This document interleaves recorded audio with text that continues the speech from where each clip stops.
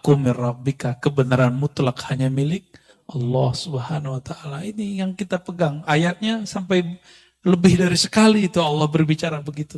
Al-haqqu min rabbika. Al-haq, kebenaran mutlak hanya milik Allah. Itulah al-haq, itu turunannya hakikat. Ya, turunannya hakikat. Merasa benar beda dengan kebenaran itu sendiri. Kita kalau zikir, kalau ngaji, kalau belajar sholawat, nanti mengalami pengalaman spiritual, itu ada bisikan, atau kadang-kadang batin kita dibuka oleh Allah, kadang-kadang kita keasikan di situ.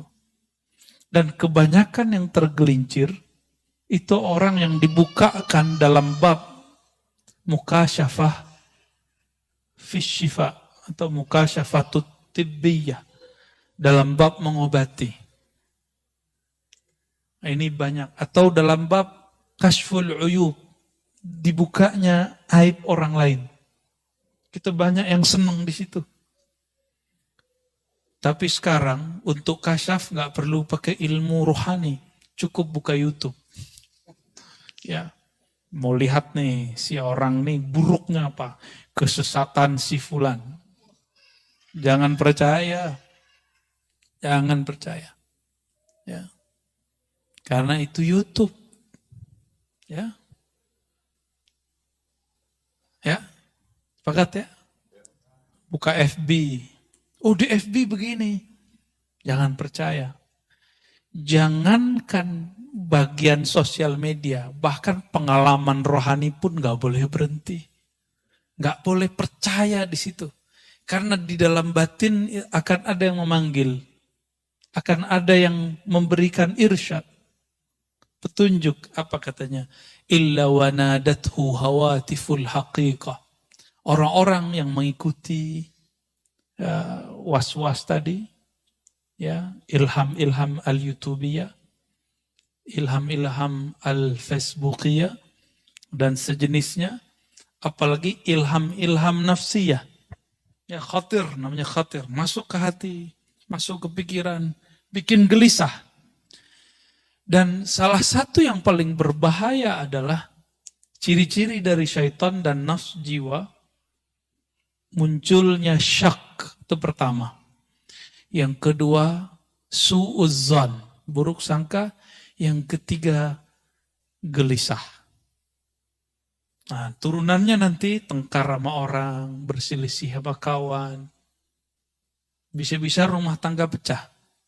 Bisa-bisa pertemanan rusak.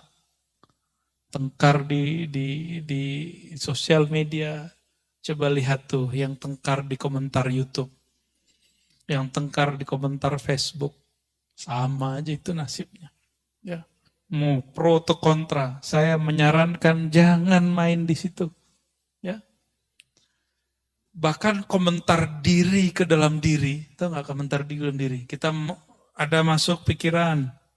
Terus kita jawab-jawabin. Jawab sendiri. Ngomong-ngomong sendiri, pernah ngalamin? Itu aja bikin rusuh, Pak. Gimana ngomentarin yang sudah zahir?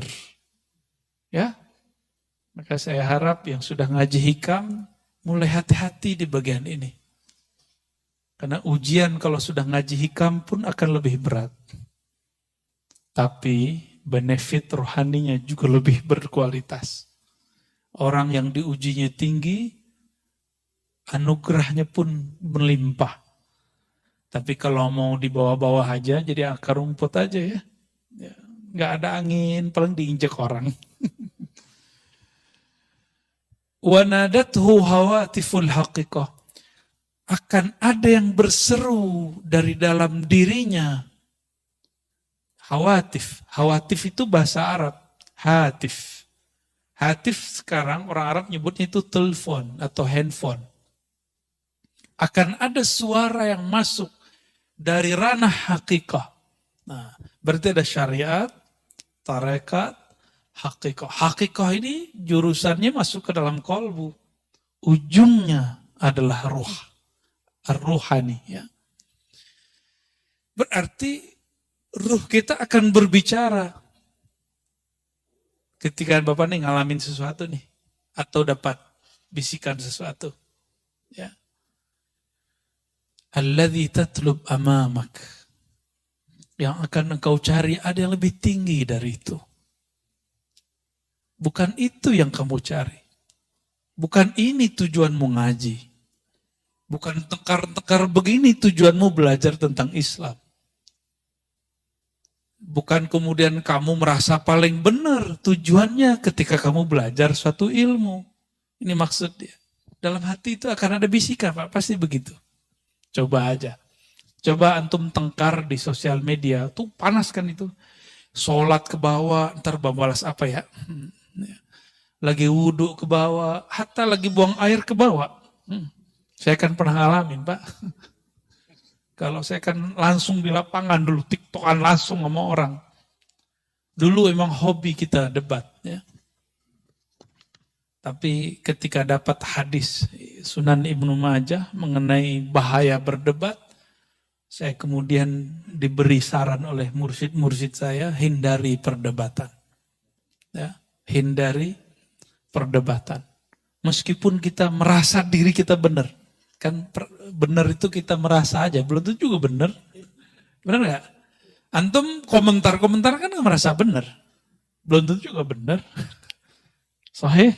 Al-haqqu min rabbika, kebenaran mutlak hanya milik Allah Subhanahu wa taala. Ini yang kita pegang. Ayatnya sampai lebih dari sekali itu Allah berbicara begitu.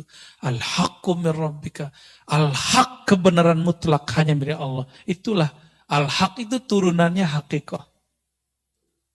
Ya, turunannya hakikah. Merasa benar beda dengan kebenaran itu sendiri. Ya. Oh, ini dalilnya.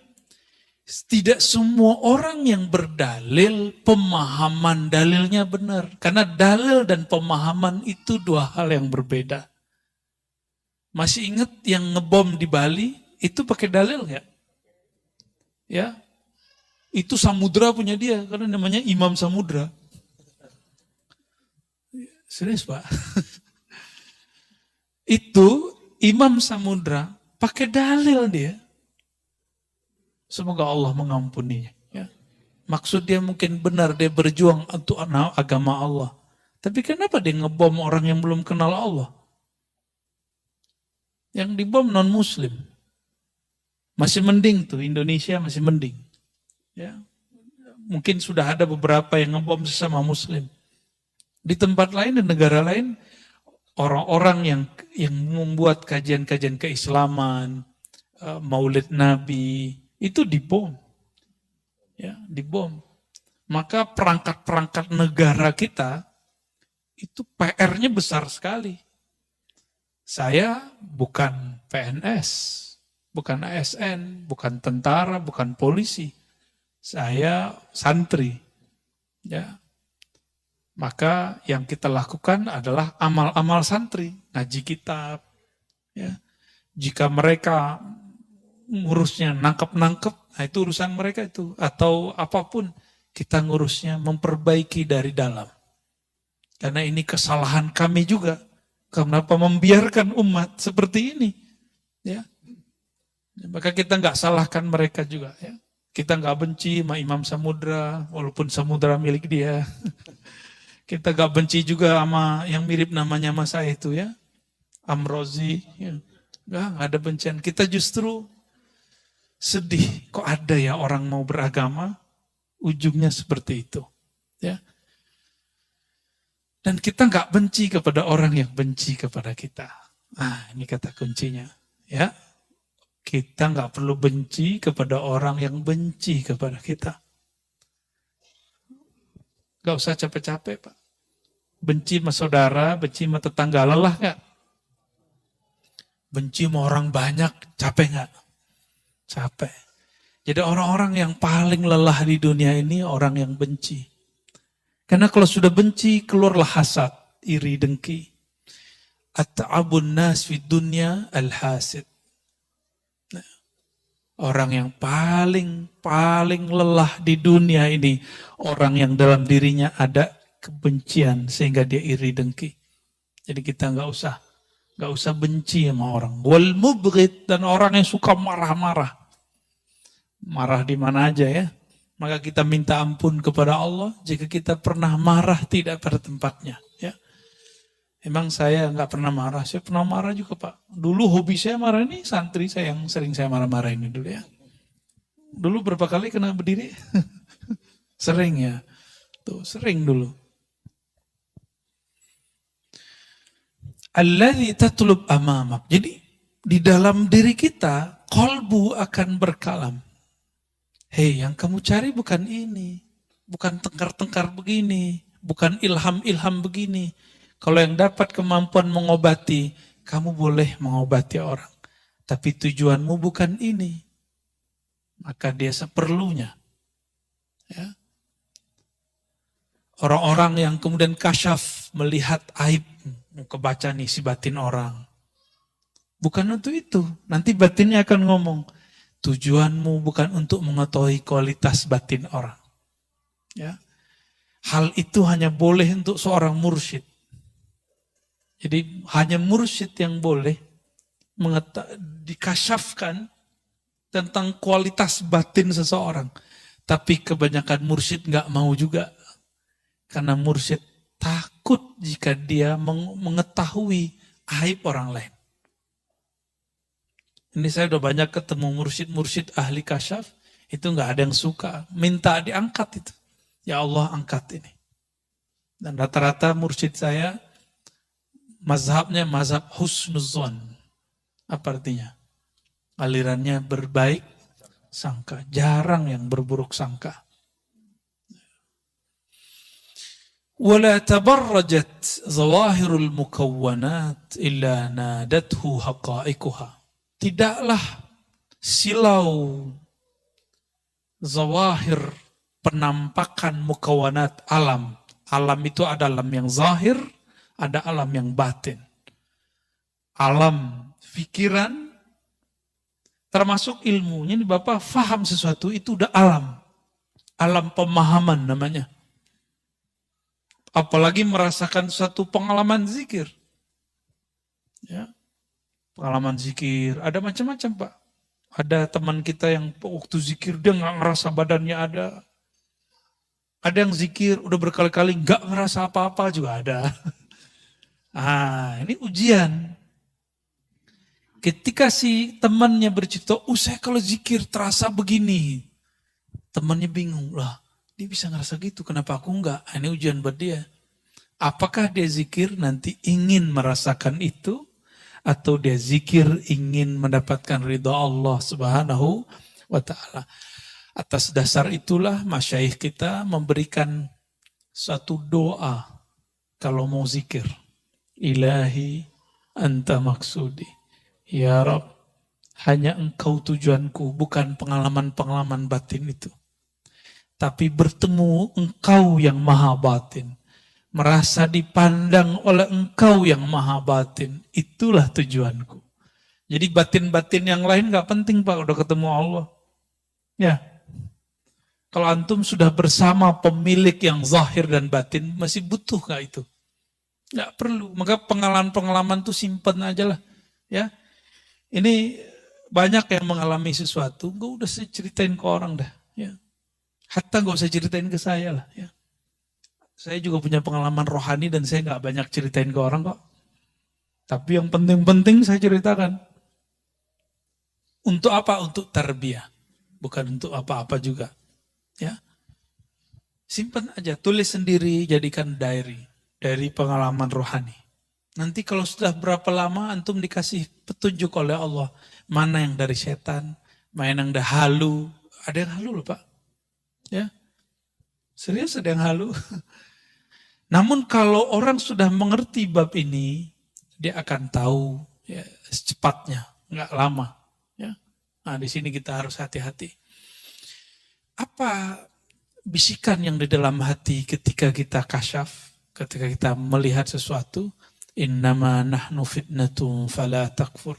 Itu semua yang kita lihat dia akan berbicara secara sir. Kami yang engkau lihat ini, kami yang engkau alami ini, kami yang engkau peroleh ini hanyalah ujian. Fala takfur, jangan kufur nikmat. Jangan kufur nikmat, ya. Banyak yang kufur nikmat di situ. Ya. Maka di sini beliau mengatakan di syarahnya waghammid ainaik an dzalik wa la taltafit ilaih wadum ala sulukika wa sayrik. Udah pejemin aja matanya, nggak usah pandang itu. Ya. Thariqah saya ngaji, ta'lim wa ta'allum. Al-ilm, jadi thariqatuna thariqatul ilmi wa ta'allumi wa ta'lim. 3 itu. Thariqat saya, thariqah ngaji. Ngaji itu ada ilmunya, ada ta'allumnya, belajarnya, ada ta'limnya. Berarti ada maklumnya, ada yang dipelajari. Maka kemana-mana kita sering bawa kitab. Ini bukan gagah-gagahan. Tapi kita nggak mau ngulangin hal-hal yang nggak perlu diulang. Dan saya ingin berbagi kepada masyarakat, terutama yang minat kepada kajian keislaman, apa yang kami baca di pesantren, minimal Bapak Ibu juga dengar. Dan asik ya. Walaupun nggak bisa baca kitab, gimana? Senang nggak? Ya, merasa ada sihir nggak? Karena udah ada yang bilang saya menyihir. Ya. Alhamdulillah. Sejak kapan saya belajar sihir, Pak? Ya.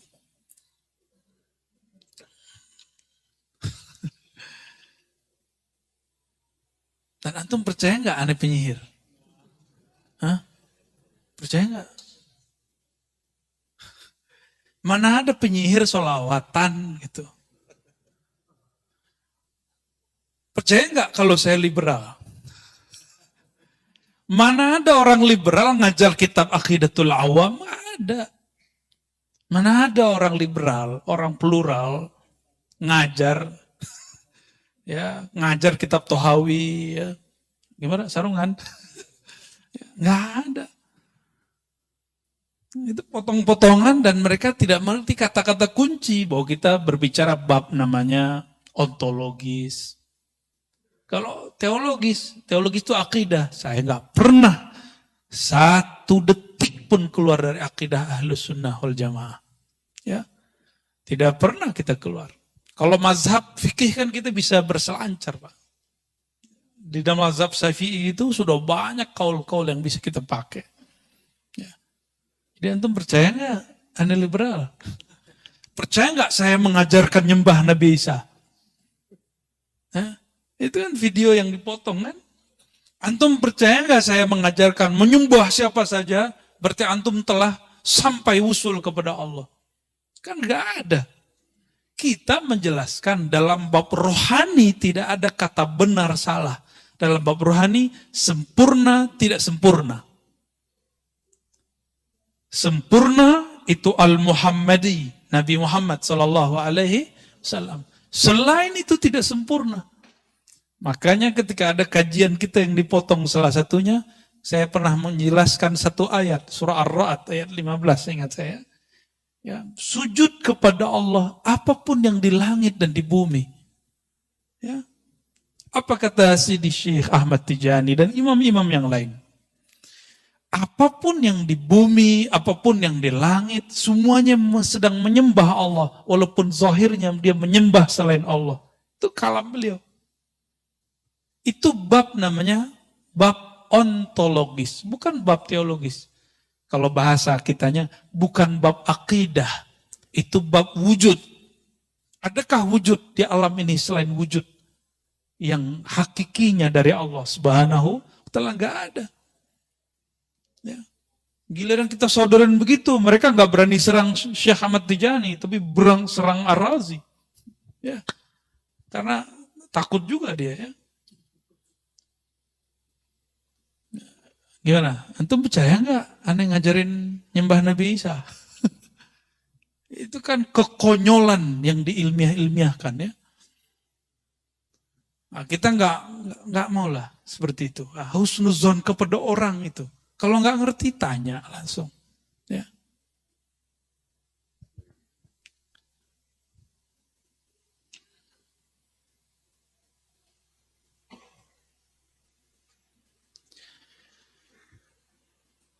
Was-was itu ada 2. Satu dari dalam diri, satu dari luar diri. Yang dari luar diri ini ada syaitan bertubuh manusia, syayatinul insi. Dan yang kedua, syayatinul jinni, setan jin. Apa yang dia bawa? Was-was, iwaswisu fi sudurin nas. Ya, dia mewaswaskan manusia. Ya, maka saya menghimbau siapapun, tolong jangan terlibat perdebatan, pertengkaran yang ada di sosial media. Karena itu akan membawa was-was. Unfriend aja ya. Saya pernah menyampaikan dalam kajian Mukhtasar Ihya, imam kita Imam Syafi'i. Ini mazhab Syafi'i bukan? Ya, untuk mazhab yang lain juga boleh, nggak apa-apa. Tapi ini imam kita ya, imam kita semua. Imam Syafi'i pergi ke pasar ya. Nyampe di pasar, ada orang ngomong menghina-hina, kata-kata kasar. Ya. Di belakangnya ada murid beliau, santri beliau namanya Al-Buwaiti. Kita sekarang nyebutnya Imam Al-Buwaiti. Apa kata Imam Syafi'i? Tutup telingamu. Jangan dengarkan sampah-sampah. Karena ini semua adalah sampah yang akan membuat bau pendengaranmu. Akan mengotori pandanganmu. Ternyata manhaj ini dipakai oleh gurunya Imam Abul Hasan Al-Asy'ari. Namanya Abul Hasan juga ya. Imam Abul Hasan yang ini, beliau mengatakan, ketika 3 muridnya datang. Apa kata beliau, Abul Hasan ini? Kalian tidak usah memandang wajahku. Jadi belajarnya di belakang tirai. Karena kalian baru saja melewati pasar, di pasar mata kalian baru saja dikotori. Kalau kita kan bilang cuci mata. Kalau beliau bilang enggak, kalian habis ngotorin mata. Nanti kotorannya nyebar ke saya. Jadi ternyata beliau ini kasyaf. Karena kasyaf Allah bukakan pintu rohaninya. Jika dia memandang mata, dia tahu antum habis kalian nonton bokep, itu dia tahu. Ya. Habis ngeliatin aurat orang, habis buka status yang nggak benar, habis tengkar di Facebook, itu dia tahu. Kalau zaman sekarang ya, kalau dulu seperti itu. Maka dia nggak berani lihat, dia khawatir membaca aib orang lain. Tuh. Ada Al-Baqillani, ada imam-imam Isfaraini ya. Ada Fawraq ya. Banyak sekali. Itu yang tiga itu saksi. Bahwa gurunya wali-wali Allah kasyaf. Ya. Nah ini kasyaf ini terjadi di beliau dan Allah tidak angkat. Karena Allah tidak angkat maka dia tutup. Dia lebih baik tidak melihat mata seseorang. Coba kalau kita buka atu-atu kan gawat Pak. Ya, di mata saya juga udah banyak maksiat ya.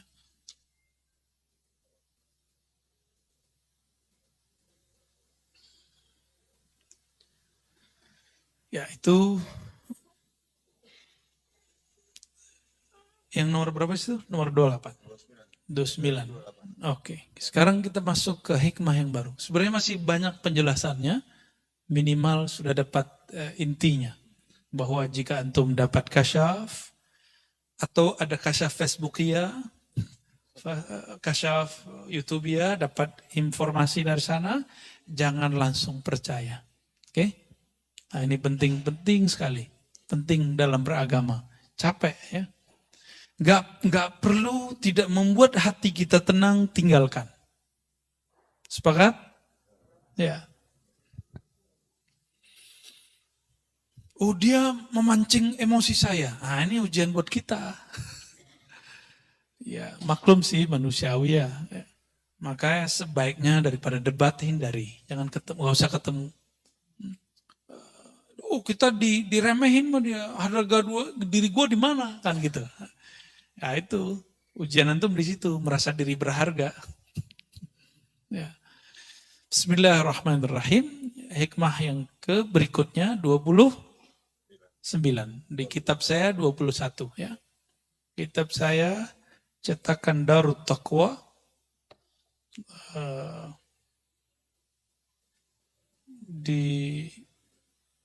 ditahqiq oleh Syekh Syurfawi, ya ini masih muda, Syekh Anas Syurfawi. Beliau juga ahli akidah, juga sufi. Masih muda, umurannya di atas saya dikit. Ahli hadis. Ya, ahli hadis juga, ahli akidah. Pernah di Indonesia beberapa lama. Semoga beliau dirahmati oleh Allah Subhanahu wa taala. Talabuka minhu ittihamun lahu wa talabuka lahu ghaibatun minka anhu wa talabuka li ghairihi liqillati hayaika minhu wa talabuka min ghairihi liwujudi bu'dika anhu.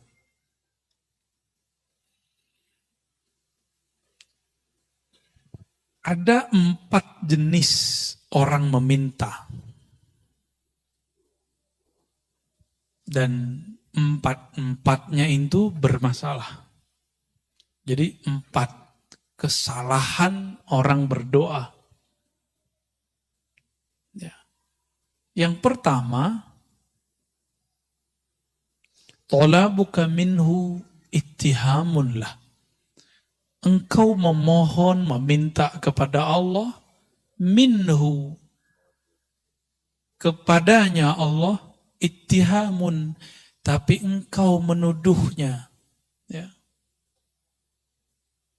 lahu, terhadapnya. Kenapa? Engkau meminta karena engkau berpikir dia lupa terhadap rezekimu. Lalu kita doa, ya Allah, masa sih lupa? Sering begitu nggak? Kita itu sering doa kayak ngasih tahu Allah, benar nggak? Jujur ya, kita sering doa memberitahu Allah ini yang nggak benar.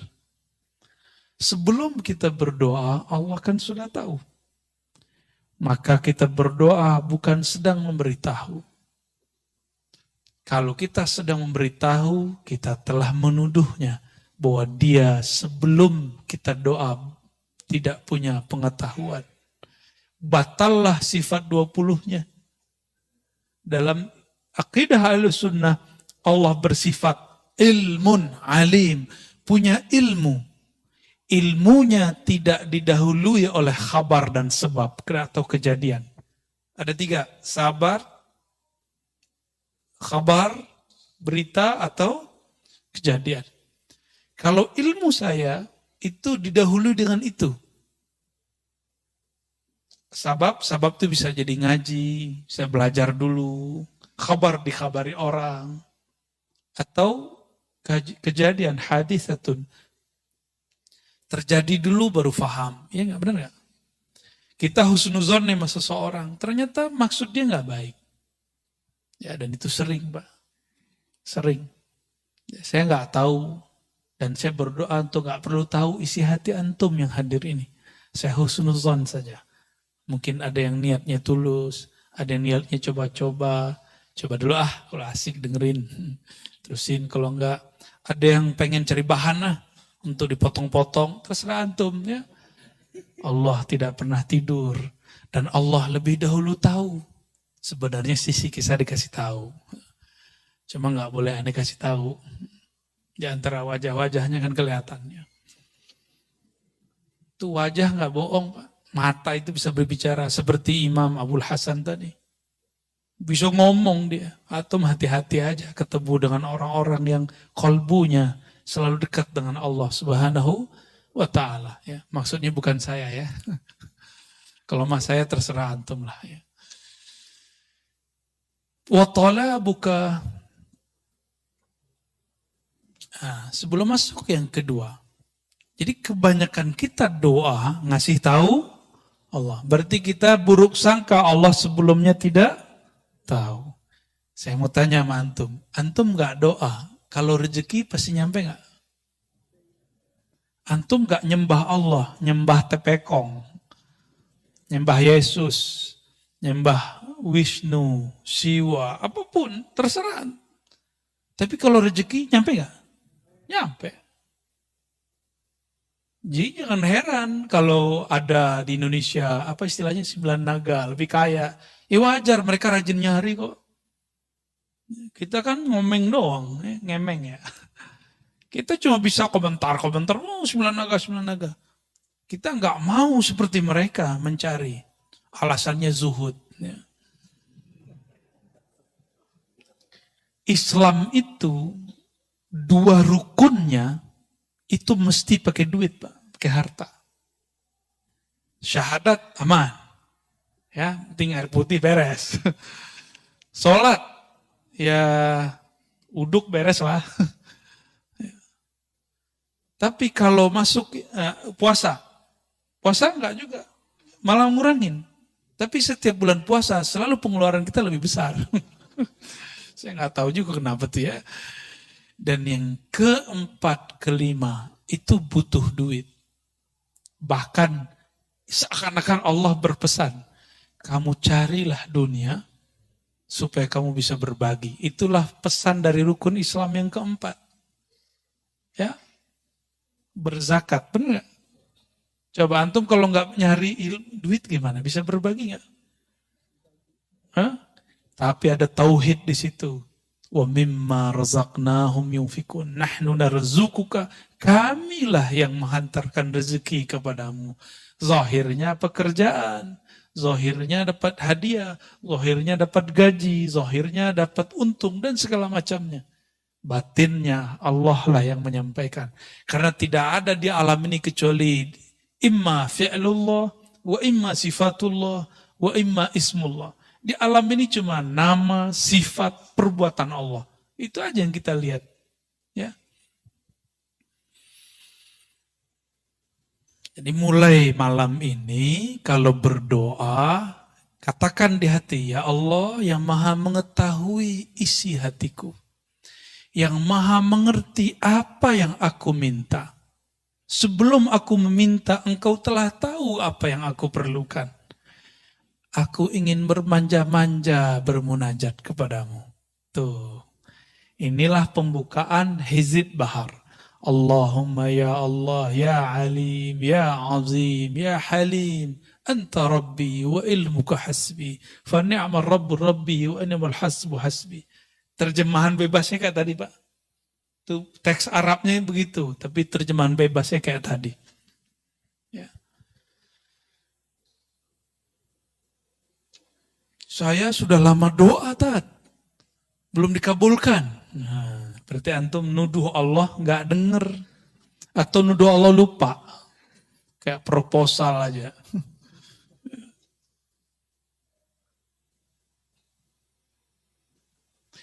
Wa talabuka lahu ghaibatun minka anhu. Engkau, yang kedua, pertama talab minallah, yang kedua talab lillah. Apa talab lillah? Kita meminta untuk Allah atau karena Allah. Nah, orang-orang seperti ini, kenapa dia kemudian mencari rasa supaya Allah itu ada? Berarti dia merasa Allah itu pernah tidak ada. Gawat nggak? Yang hilang, muncul, hilang, sadar, tidak sadar, itu kita atau Allah? Ya. Nah, ini kalau diterjemahkan, talabuka lahu, tuntutanmu terhadapnya, supaya dia ingat, supaya dia menjawab, itu karena kamu ghaibah, hatimu tidak terkoneksi kepada Allah. Maka orang sering ngomong gini kayak tadi, saya udah minta kok, saya udah doa bertahun-tahun kok, tapi kok Allah tidak jawab. Ya, berarti hatinya ketika doa tidak terkoneksi kepada Allah. Dan dalam hadis yang sahih disebutkan bahwa Nabi SAW bersabda, Innallaha la yujibu, Allah tidak menjawab Apa yang tidak dijawab? Doa dari orang yang min qalbin ghafil. Dari kolbu yang lalai. Allah nggak jawab. Ya, contohnya seperti ini. Saya nih, anggap saja saya direktur, ya. Oke, nih kita khayal-khayalan. Nih lagi halu nih ya. Bapak datang, Bapak GM saya, ya. Bawa proposal. Keren kan? Bawa proposal. Udah 3 hari, saya nggak approve. Boleh nggak ngeyel, Pak? Direktur, gue udah ngasih 3 hari, lu kok lupa? Boleh nggak gitu? Hah? Pecat besok langsung ya? Hari itu saya pecat langsung. Tapi Allah itu maha baik, Pak. Kita nggak pernah pecat dari seorang hamba. Ya, paling turun-turun dikit. Ya, palingnya itu masalahnya, Pak. Nggak usah ke Allah, ke manusia aja nggak boleh begitu.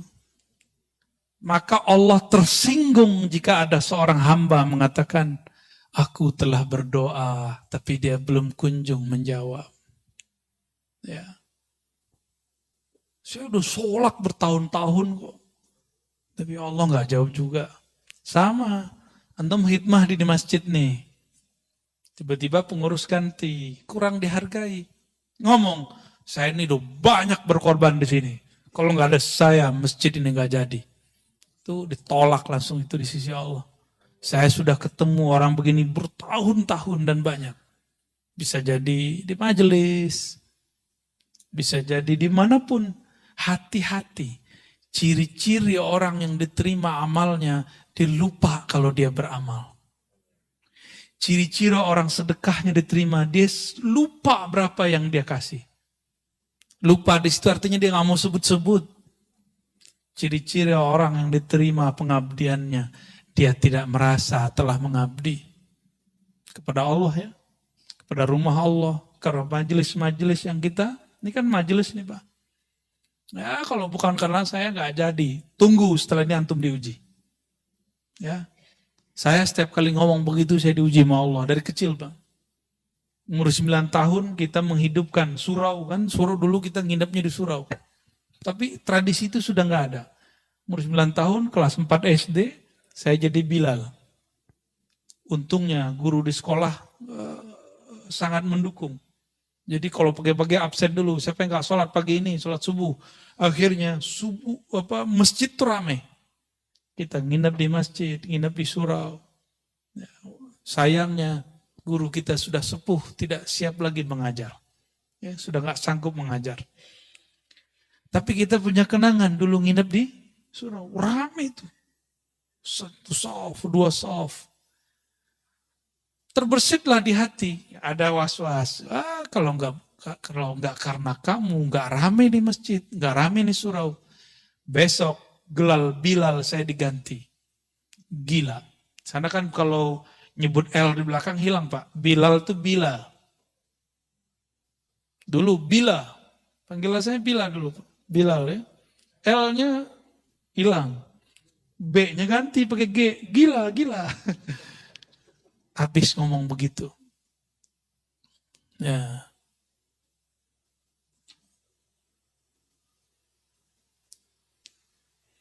Yang ketiga, talabuka li ghairihi. Engkau menuntut, memohon pertolongan kepada selainnya. Perlu digarisbawahi, tawassul bukanlah memohon kepada selain Allah. Tawassul itu hanya meminta kepada Allah. Terus kenapa perlu menyebut nama guru-guru? Karena Imam Abul Hasan Syazili, sebagaimana dikutip oleh Imam Al-Buni, Al-Ismul A'zam, nama Allah yang agung itu banyak. Salah satunya ada gudangnya. Siapakah gudangnya? Gudangnya adalah waliyun min awliyaillah. Wali-wali Allah subhanahu wa ta'ala. Wali-wali Allah itu, hati-hati kalamnya itu, dia berkalam itu dengan kolbunya. Jika dia berdoa, doanya terdengar sampai ke langit sana. Ya. Kenapa? Karena dia berdoa, nafasnya selalu ingat kepada Allah Subhanahu wa ta'ala. Ya. Yang paling dekat kepada Allah kan ruh kita. Dan ruh itu terhubung erat dengan nafas. Terhubung erat dengan nafas ini. Maka ada namanya zikir anfas. Zikir nafas. Ya. Saya baru saja mendapatkan ijazah Thariqah Aidurusiyah. Ya, dari salah satu guru kita. Dan di situ ada zikir anfasnya. Ada zikir anfasnya. Zikir nafas. Sebagaimana di Thariqat Samaniyah ada Naqsyabandiyah, ada Syaziliyah, dan Thariqat-Thariqat lain ada. Ya. Jadi kita bertawassul bukan meminta kepada selain Allah. Hanya meminta kepada Allah. Ya. Oh, tawassul cuma boleh kepada orang yang hidup dan hadir, Ustaz. Kan gitu kata orang. Apa jawabannya? Di hadis Imam Tirmizi tidak disebutkan hidup dan hadir. Nabi cuma mengajarkan, Allahumma inni atawajjahu bika. Inni atawajjahu ilaika binabiyyika. Nabiyyir rahmah. Ya Muhammad, inni atawajjahu bika ila rabbi fashfa' fiyya. Atau fashfa' faqdi hajatinya. Ya Allah, aku memohon kepada engkau dengan kemuliaan nabimu, Nabi Rahmah. Wahai Nabi Muhammad sallallahu alaihi wasallam, aku bertawassul kepadamu, berwasilah, bermediasi denganmu dalam memohon kepada Allah. Mohonnya ke siapa? Ke Allah. Tapi nyebut nama Nabi Muhammad karena Nabi Muhammad di dalam dirinya ada gudang nur asma-asma Allah Subhanahu wa ta'ala. Dan itu diwariskan kepada ulama. Ulama-ulama ini menyimpan di dalam rohaninya cahaya-cahaya nama Allah Subhanahu wa ta'ala. Saya boleh sampaikan. Qalbul awliya, qulubul awliya, khazainu asma'illahi ta'ala. Qalbunya para wali-wali Allah adalah perbendaharaan nama-nama Allah Subhanahu wa taala. Kalau dulu Imam Ghazali dalam kitab Ihya beliau mengatakan dadanya para ulama adalah kuburnya ma'rifat dan asrar. Kubur itu diziarahi enggak? Diziarahi enggak? Imam Ghazali ini ngomong. Antum kalau enggak percaya yang pertama, yang Ghazali aja deh yang dipercaya. Kalau aneh kan ngomong, kolbunya para aulia adalah kumpulan gudang nama-nama Allah Subhanahu wa ta'ala. Sedangkan Imam Ghazali lebih dahsyat lagi, beliau berkata, apa kalamnya? Sudurul ulama kuburul ma'arif, kuburul ma'rifah wal asrar. Dada para ulama adalah kuburan daripada ilmu ma'rifat dan rahasia. Itu sebabnya ulama dikunjungi. Ya, itu sebabnya ulama dikunjungi. Ya, saya pun senang ziarah ke ulama. Kalau ke saya nggak usah dulu lah, ngaji-ngaji aja. Nggak usah soan-soan dulu lah, belum pantas. Ya. Belum pantas aneh disoan-soanin. Ya. Mau berkunjung, belum pantas. Masih ada guru-guru sepuh, kiai-kiai senior. Kepada beliau lebih aula, lebih utama kita berkunjung. Ya. Kalau perlu saya temenin berkunjung ke mereka. Kebetulan lagi pas waktunya ya. Insya Allah ya. Mau ziarah nanti ya. Ziarah bareng-bareng kita mau. Insya Allah.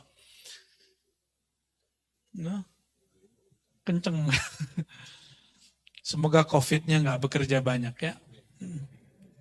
Ini karena mau libur sengaja ya, jangan terlalu euforia.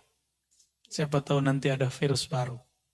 Nah, itu maksud dari pemimpin kita. Ya, ini udah nggak pada pakai ini nih. Ya, ini rahasia kita aja ya.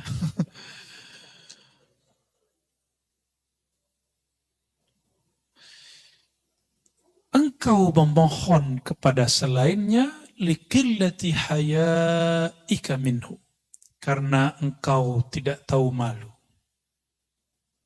Gak tahu malu Udah tahu semuanya dikasih oleh Allah. Udah tahu bahwa satu helai rambut pun Allah yang menumbuhkan. Sudah sadar bahwa kita ini baiknya karena Allah yang membaikkan. Masih aja minta kepada selain Allah. Biasanya meminta kepada selain Allah ini terjadi pada orang kepepet. Jadi ilmu kepepet ini ada baik ada buruknya. Kalau waktu kita mahasiswa kepepet malam ini langsung jadi itu skripsi. Ya. Tapi kepepet. Nah, ini biasanya kan yang kepepet tuh orang sakit. Kalau sakit datang ke dukun tuh. Dukun ya tahu deh ya. Dia kan minta ke Allah juga sebenarnya. Cuma kan antum dia disuruh syirik. Tapi ingat ada orang yang dituduh dukun. Dia bukan dukun. Nah, itu disebut uskun, ustadz. Tapi dituduh dukun. Ya, ahli ruqyah. Itu dia nggak syirik. Ya, yang teman-teman ruqyah itu saya tidak menentang praktek itu, saya cuma ingin mengingatkan jangan asik di situ, gitu aja. Ruqyah kan salah satu yang dibolehkan Nabi Muhammad Sallallahu Alaihi Wasallam. Jadi kita nggak masalah, tapi jangan halu, ya, berbahaya. Masa percaya sama orang lagi kesurupan? Saya paling merasa aneh jika ada orang mentasdik, mempercayai omongan orang kesurupan. Orang kesurupan antum percaya? Makanya ada video orang ngambil kaligrafi nama Ashabul Kahf. Di tengahnya ada kitmir. Ya. Gitu kan. Nah, saya ada di sini karena itu. Nah, ini cara setan lewat jin yang nyusup, ya, sehingga menjadi kesurupan ke badan seseorang untuk menghina nama-nama kekasih Allah. Ashabul Kahf itu kalau dalam ilmu ma'rifat termasuk nabi-nabi tapi bukan rasul. Karena sebelum Nabi Muhammad SAW, nah wali itu nabi. Sebelum Nabi Muhammad, semua wali-wali Allah yang dapat nubuat, ya, dapat kabar, ilham, itu pasti wali. Kecuali orang-orang soleh, ya. Ada wali-wali yang khusus lah. Kalau wali amnya nggak masuk, ya, wali amnya nggak masuk nabi. Tapi kayak mereka Ashabul Kahf. Sebagaimana disebutkan dalam kitab Tazkirah, Ashabul Kahf itu nanti akan muncul kembali. Itu nggak tahu gimana ceritanya. Akan muncul kembali nanti di saat Nabi Isa berjuang melawan Ya'juj dan Ma'juj. Nanti keluar lagi, Pak. Berarti dia lagi tidur lagi sekarang. Wallahu a'lam. Ya. Hanya Allah yang tahu nasib mereka hari ini. Saya pernah ke tempat yang disebut Gua Kahfi yang ada di Yordan. Besar kemungkinan memang di sana. Ya, kita ditutup oleh Allah, kita nggak bisa ngelihat di belakang rahasianya apa, kita nggak tahu. Ya, tapi kalau berdasarkan riwayat yang ada, mereka muncul lagi. Baik. Ada kepepet kedua, orang yang sudah mentok biasanya jabatannya, posisinya, biasanya ini pejabat-pejabat nih, hati-hati. Ya, pejabat-pejabat, nggak tahu, kelas menteri mungkin jadi ada. Cari backup ke siapa? Ya, direktur-direktur yang sudah kesohor tuh, ya, udah mentok dia, udah bingung. Nah, cari backup, mau cari backup ulama, terjebaknya kepada dukun yang berbaju ulama. Ada ulama dituduh dukun, nggak dideketin. Ada dukun berbaju ulama dideketin. Oh, itu banyak terjadi. Ya, udah banyak. Saya agak sedih melihat fenomena ini.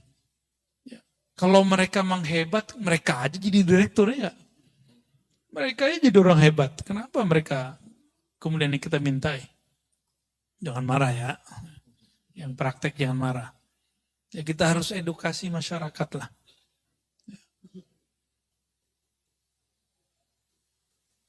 Wirid-wiridnya sudah ada semua kok Pak di Instagram, di YouTube. Wirid supaya narik rezeki. Ada semua. Wirid untuk jabatan naik. Ada semua. Antum mau ngamalin nggak? Ya, itu aja sebenarnya. Tapi ada cara paling ringkas. Puasa Daud, sedekah, udah beres. Karena sebaik-baik karir Nabi Daud. Nabi Daud itu karirnya terbaik. Apa rahasianya? Rahasianya apa coba? Puasa Daud ya. Ya namanya puasa Daud, ya Nabi Daud yang puasa. Dulu di awal Allah mencipta Sayyidina Adam. Nabi Adam dikasih unjuk takdir semua keturunannya, termasuk saya duduk malam ini di sini dan antum hadir malam ini. Nabi Adam sudah dikasih unjuk. Nabi Adam tahu. Ya, maka Nabi Adam tersenyum kalau ngeliat kita ngaji. Alhamdulillah. Nabi Adam melihat di antara takdir itu ada yang unik. Yang unik apakah itu? Nabi Daud ahli pandai besi. Dia akan bisa menciptakan senjata-senjata yang hebat. Tapi umurnya tidak cukup. Umurnya barangkali cuma sampai umur 60-70. Anggaplah 70. Dia mati, meninggal. Akhirnya Nabi Adam mengatakan seandainya. Ini wahyu ke dalam hatinya. Jadi wahyu itu ada macam-macam juga. Ada yang sudah di Lauh Mahfuz, ada yang langsung ke dalam ruhnya para nabi. Ini tingkatan-tingkatan wahyu Pak. Yang sudah sampai, jadi Allah berkalam ke Lauh Mahfuz. Itu babnya kudrat iradat. Kita sebut takdir. Ada yang masuk ke dalam ruhani para nabi dan para wali. Nah ini namanya bukan takdir, namanya rahmah. Ya, karena aras itu adalah tempat Allah mengejawantahkan rahmatnya. Disebutlah Ar-Rahman alal arsy istawa. Terhadap araslah Allah meratakan, melimpahkan rahmatnya. Aras itu di atas langit. Antara langit dan aras ada takdir, Lauh Mahfuz. Berarti hukum aras lebih tinggi daripada hukum Lauh Mahfuz. Seperti, mohon maaf, kolonel, atau kalau di polisi apa namanya? Kombes. Kombes punya suatu kebijakan. Terus ada atensi dari jenderalnya, jenderal bintang 1. Berubah nggak dia? Berubah. Di dunia aja begitu, gimana di langit nggak? Ini kan cuma imitasi yang di sana. Yang ada di alam ini adalah imitasi. Apa arti imitasi? Ya, tiruan yang di sana, yang hakiki yang di sana. Nah, langsung hukum arsyah, hukum rahmat yang disebutkan di dalam Al-Quran. Ya, bahwa rahmat Allah mendahului ghadabnya. Di hadis qudsi juga disebutkan begitu. Rahmat Allah mendahului murkanya.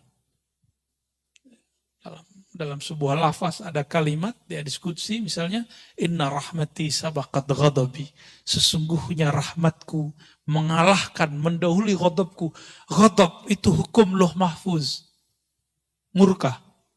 Sedangkan rahmat hukum arsyiyah. Berarti ada ilmunya kan? Ini bukan buatan Ar-Razi. Bukan akidah baru. Ada dalilnya semua. Kita nggak mungkin keluar kalam sesuatu tanpa ada dalil. Ya, nggak mungkin ya. Saya membawa bid'ah kalau mengatakan itu. Sayyidina Adam alaihissalam kemudian mengatakan, ya Rabb, ini kan bisa diilhami. Berikanlah 30 tahun umurku, anugerahi untuk anakku.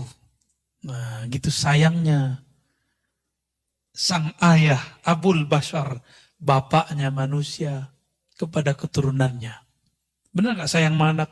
Kita ngeliat anak kita sakit, apa kita ngomong, ya Allah, kalau kau mau ambil saya aja. Kira-kira begitu. Ya, ini kok ada ya orang ngomong, ya, terhadap orang yang pernah belajar sama dia, ente murtad, ente kafir, kan aneh kan? Dan gak pantas begitu. Berarti dia gak pernah merasa jadi guru yang sebenar-benarnya. Karena guru yang ada mengayomi, mendoakan kebaikan, bukan memvonis. Ya. Itu aneh kalau itu terjadi. Seorang Abul Bashar. Karena guru itu Abul Ilm, Abul Talamiz, Abul Muridin. Guru itu adalah ayahandanya seorang murid. Nabiullah Adam alaihissalam mengatakan, ya Allah berikanlah 30 nyawanya dikasih. Bukan hanya doa, nyawa dikasih Pak. Antum ada yang begitu? Saya melihat sosok itu ada di Imam Sya'rani. Imam Sya'rani ketika melihat ada jamaahnya, muridnya sakit, dikatakan, ya Allah, daripada dia yang sakit, saya aja yang sakit. Ada muridnya ketimpa apa, masalah apa, selalu mengatakan, ya Allah, takdir dia pindahkan kepadaku, biar aku yang nanggung, kalau dia nanggung dia kafir. Dia putus asa kepada rahmatmu. Dan saya ketemu beberapa wali-wali begitu di negeri ini. Di negeri ini Pak. Makanya alhamdulillah negeri kita masih ada yang nanggung-nanggung maksiat kita. Masih ada yang nanggung bala bencana yang disebabkan oleh salahnya kita. Masih ada. Antum bersyukurlah. Ya, jangan suzon lagi kepada orang-orang. Ya, tidak ada orang dimasyhurkan sebagai wali kecuali Allah mengizinkan dia memang seorang wali. Ya, walaupun nanti ada yang menentangnya.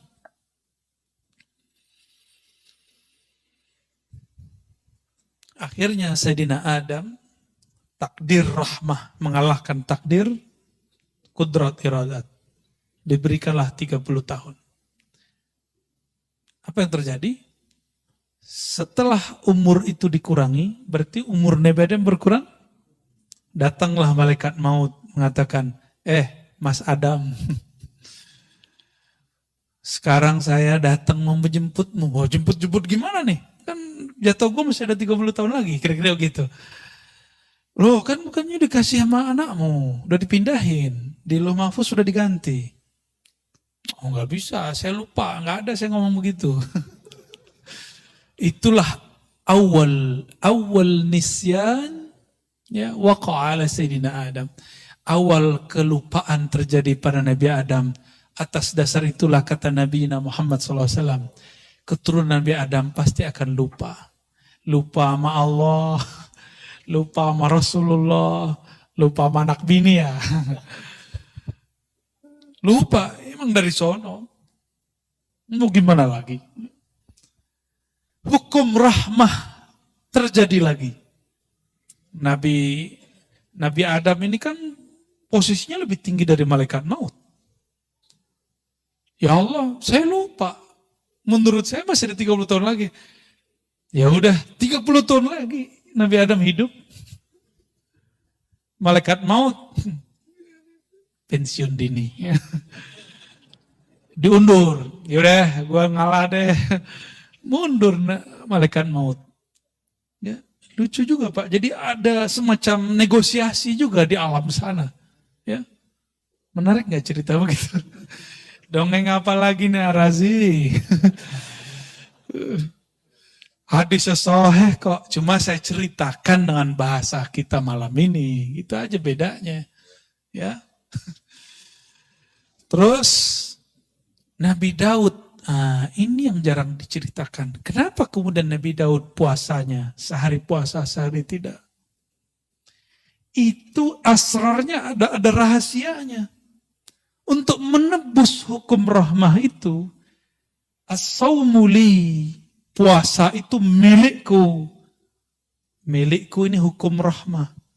Maka cara Sayyidina Daud untuk berterima kasih kepada Allah, berterima kasih kepada Nabi Adam, dia berpuasa, puasa Daud. Jadi antum kalau mau ada yang diniatkan ya untuk memperpanjang sesuatu, ini kita buka nyari rahasianya ya. Ingin mendapatkan sesuatu, ya sifatnya duniawi atau ukhrawi, bahkan makom-makom kewalian. Puasa Daud. Ya, Tapi niatnya saya sarankan supaya nggak kena kitab ini. Ya Allah, aku niat puasa Daud karena Engkau saja. Kalau jabatanku dinaikin, ya Alhamdulillah. Rezekiku lancarin, ya Alhamdulillah. Yang penting aku karena Engkau. Jika nanti antum puasa Daud, rezekinya nggak nambah, jangan berhenti puasa Daudnya. Karena kita puasa bukan karena rezeki. Kita puasa karena Razzaq, bukan rezekinya. Kita bukan penyembah rezeki. Kita penyembah Allahur Razzaq. Jabatan kita malah kemudian turun. Kata Ustadz ini katanya bisa bikin naik. Malah nggak naik-naik. Malah jatuh, tat. Berarti ada rahasia lain. Rezeki kita nggak kemana-mana. Banyak orang yang diturunkan di jabatannya. Kalau dia husnuzon, tunggu lahazat. Beberapa saat saja. Sebulan, 2 bulan, bahkan tidak lama. Allah carikan ganti yang lebih indah. Selalu begitu. Akhirnya Sayyidina Daud, seumur hidupnya dia berpuasa. Berpuasa sehari, puasa besok tidak. Untuk kompensasi hukum rahmah. Hukum rahmah. Hukum rahmah, hukum kasih sayang. Ya. Supaya tanda terima kasihnya nyambung kepada Allah SWT. Ya. Sudah pernah dengar masalah ini sebelumnya? Ya, udah kali ya. Kentaran ini dituduh bid'ah lagi. Wa talabuhu min ghairihi. Talabuka, engkau meminta, yang keempat, engkau meminta kepada selainnya. Pertanda engkau memang jauh darinya. Ya. Maka datang kepada, mohon maaf ya, pakai media-media. Saya tidak mengharamkan raja, wafak, wifik, karena ada ilmunya, ada sanadnya. Karena Ibnu Taimiyah pun membolehkan raja. Gak percaya, buka kitabnya sendiri. Ibnu Qayyim menyebutkan risalah dalam kitab At-Tibbun Nabawi tentang raja. Di piring, ditulis, disiram, minum. Ada Pak. Gimana, syirik gak tuh?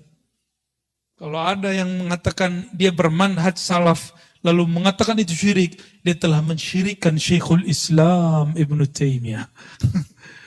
Ya, mensyirikkan Syekhul Islam Ibnu Qayyim Al-Jauziyah. Berani. Kalau Ar-Razi ente berani syirikan, tapi Ibnu Taimiyah berani gak ente syirikan? Ya.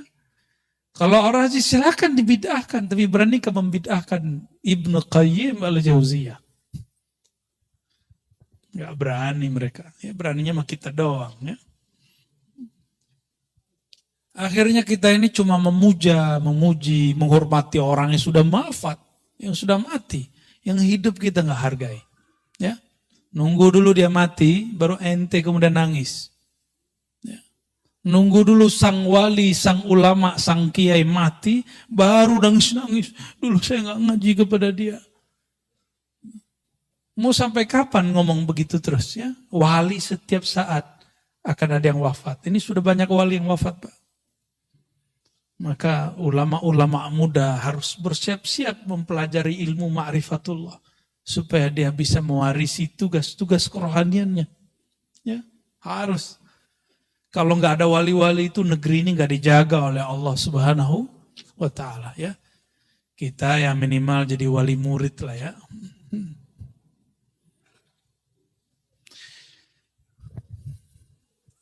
Kenapa orang gelisah?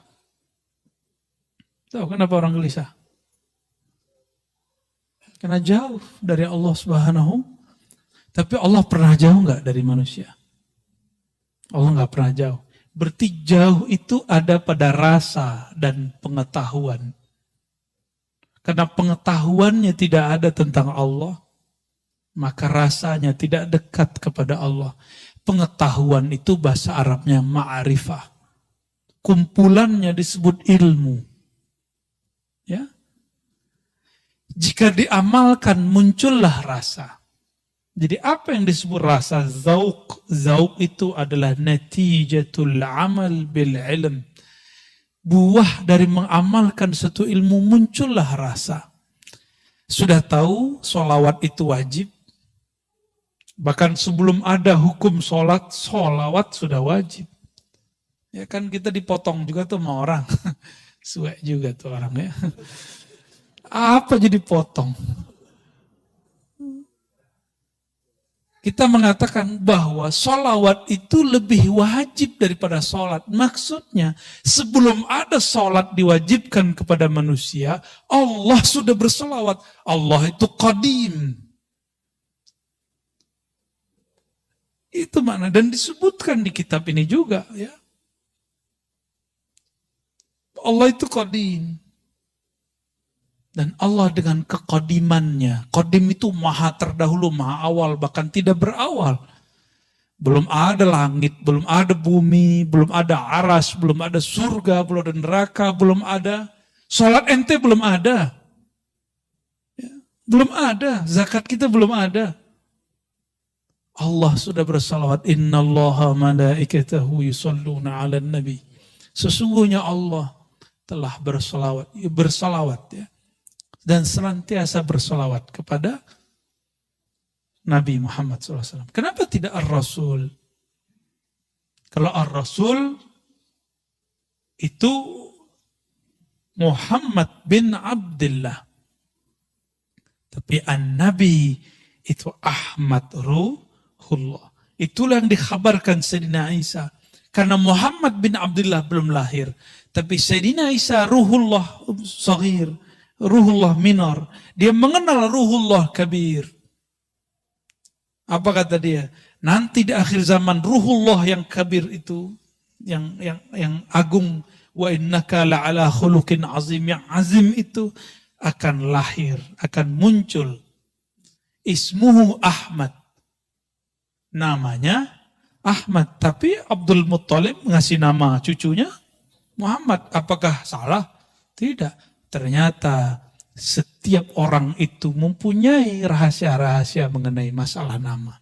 Cuma karena ilmu ini sudah ditutup sementara, rasain saja.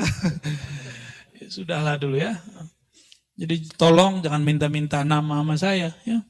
Karena sudah ditutup Pak. Ya.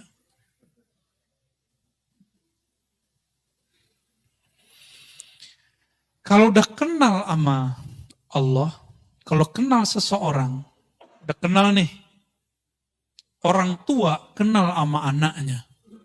Anaknya nggak perlu minta, orang tua kirim nggak? Keperluan anaknya, belum? Ya. Anak-anak nggak perlu ngasih tahu SPP Pak, langsung bayar. Jajan harian Pak, nggak perlu ngomong, langsung dikirim. Itu baru kenal kepada ayah, kenal kepada anak. Kira-kira menurut antum, lebih dekat Allah kepada hamba atau orang tua kepada anaknya? Maka orang-orang yang mengenal Allah, dia malu berdoa dengan cara yang 4 tadi. Dia pun kalau berdoa, doanya doa manja. Doanya doa manja. Ya seperti anak kita tiba-tiba nelfon nangis, Pak. Gak ada jajan. Padahal jajannya udah ada. Cuma habis duluan. Seperti itu. Karena dia bermanja-manja. Sekedar ingin melepas rindunya kepada orang tuanya.